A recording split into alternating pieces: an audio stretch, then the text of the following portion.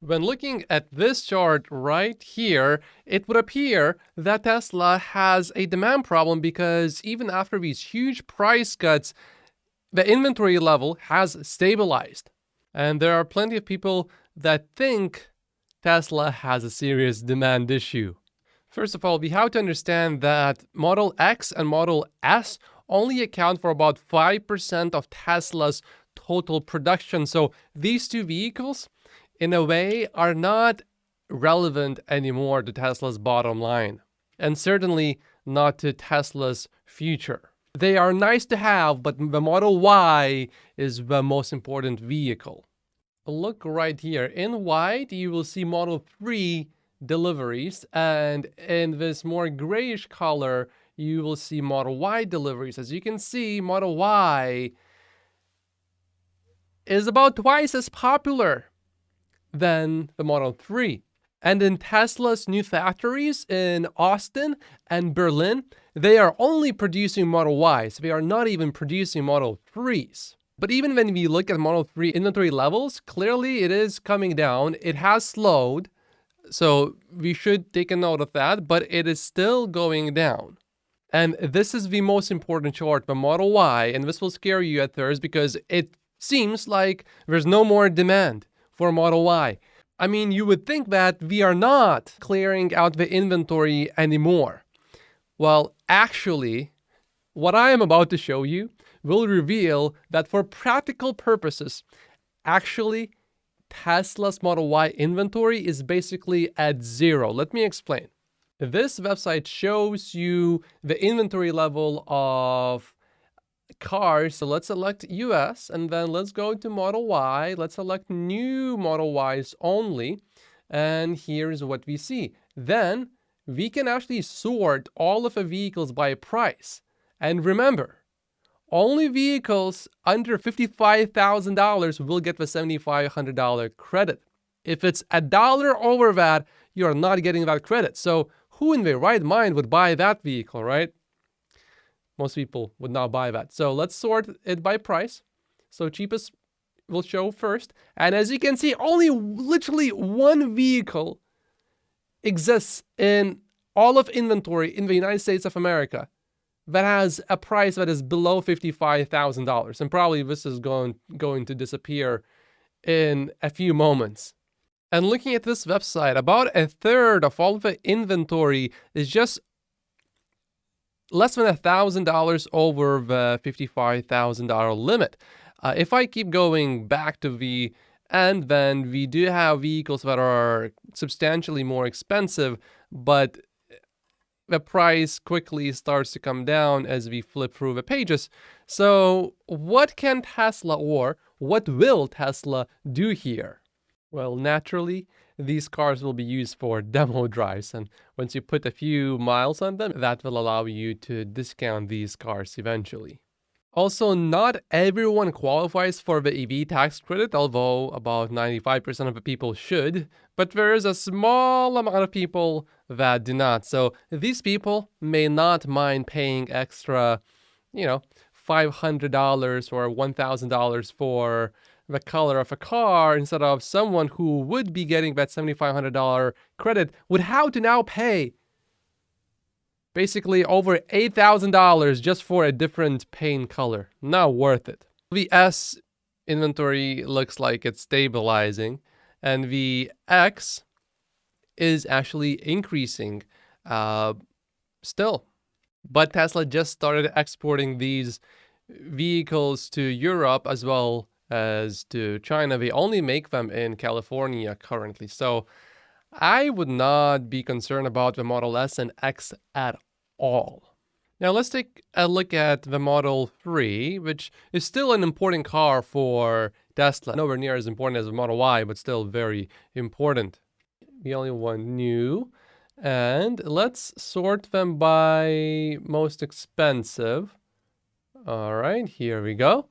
So we can see that there are some over $55,000. Let's see, is it a lot or... Okay, so 2 and 3 and 4. Okay, so the majority of them are under $55,000. All of the ones that are over 55,000, I guess they are all performance variants. Yep, I just checked every single one. Every single vehicle over $55,000 is a performance model. Looking back here, when Tesla started offering that, it was not even $4,000 in terms of a discount over here. Inventory started to steadily come down, and then Tesla offered that big discount, and then inventory came down quickly. So I would assume that it would keep going down. But yeah, Tesla needs to do something with the Model 3.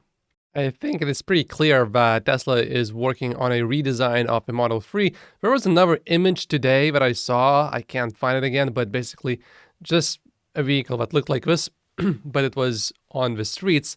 So clearly, Tesla is working on a major redesign here. Ross has cut his Tesla stock price target from $300 to $200 due to these cuts. And he's saying that prices will definitely change again. Now, I'm not sure exactly is he talking about increasing prices or decreasing prices. Just from this one tweet alone, I would think that he is saying that prices would decrease. Just yesterday, Ross was saying that all the price cuts won't last past Q1. So I'm not sure if Ross changed his opinion or not. Ross is saying, I have not added to Tesla for several reasons despite the large discount to value, continuing to act in haphazard fashion like massive price cuts without any explanations or warning. Still not happy with the way things are going down.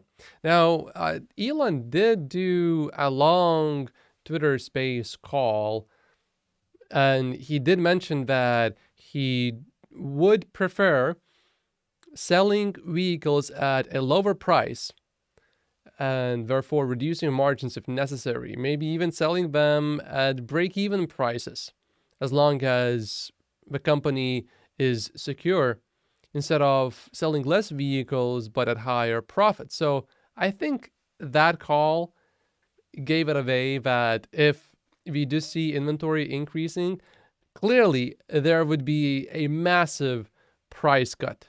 So I would say there was a clear explanation, or certainly a clear warning, that this would happen. It's just that the price cut was bigger than everyone was expecting. Here's some good news. Global EV sales reached 10% of new cars sold in 2022, which is about 7.8 million electric vehicles. S&P Global Mobility says that for next year, they are expecting 14% of all of the new vehicles sold to be electric.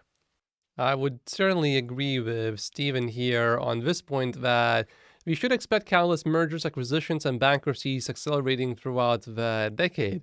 Now, he is saying that approximately 0 companies will exist in 2030 who today are still planning on manufacturing internal combustion engine vehicles after 2030. I think some of them would still exist, but they will just be much smaller compared to what they are right now. They might declare bankruptcy before then also. I mean, GM went bankrupt. GM is still around. Here, bankruptcy in 2009. And likely, maybe, they will do so again. And I think Steven generally agrees with that as well. He's saying that the few survivors will be shadows of their former selves. So he's not saying that all of them will disappear, just that they will be a lot smaller compared to how they used to be before. Elon updated his Twitter bio description, state-affiliated media. And it appears that how often automakers tweet, it appears that there is some correlation to how well they are doing. For example, of course, Tesla tweets have been viewed a lot, and BMW also, well, maybe not nowhere near as close to Tesla, but all the other ones are even less. Especially look at Volkswagen, it's embarrassingly low. And then look at this chart. Of course, Tesla is growing. BMW is shrunk, but nowhere near as much as some of the other ones. I think it wouldn't hurt if Elon tweeted something about Tesla every single day, just showing something cool about Tesla, full self driving, or just any sort of feature that makes Tesla cars cool, like safety ratings. Like, for example, one thing that my wife loves about a Tesla compared to all of our other cars that we had is you can get in the car without even having a key with you because your phone is your key. And you don't need to even open the phone. You just walk up to the car and you just open it. That's it. And then you just walk away from a car and the car just locks itself. Many people don't know about it. Elon has so many followers. Let's put these followers to some sort of use. That would be great. Elon, of course, tweets about Tesla sometimes, but I would like to see more personally. I think that would be helpful. And these are 48 reasons why I only own Tesla stock in my stock portfolio. Like and subscribe if you haven't yet, and I will see you in the next video. Thank you so much for watching.